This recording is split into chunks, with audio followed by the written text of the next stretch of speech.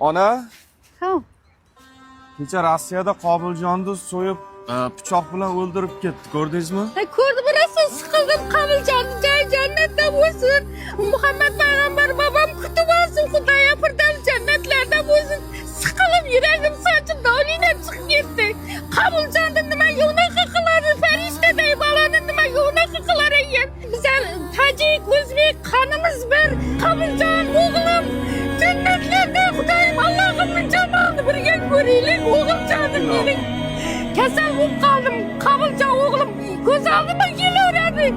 Oxirida so'ymashdan oldin dada deb baqirdi. Undan battar siqildim, undan battar yig'ildim.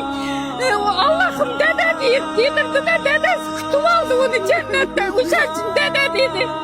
Qobiljon o'g'lim, men senga meni ko'rib turibsan, senga firdavs jannatlarni tilayman o'g'lim, jonajon o'g'limsan.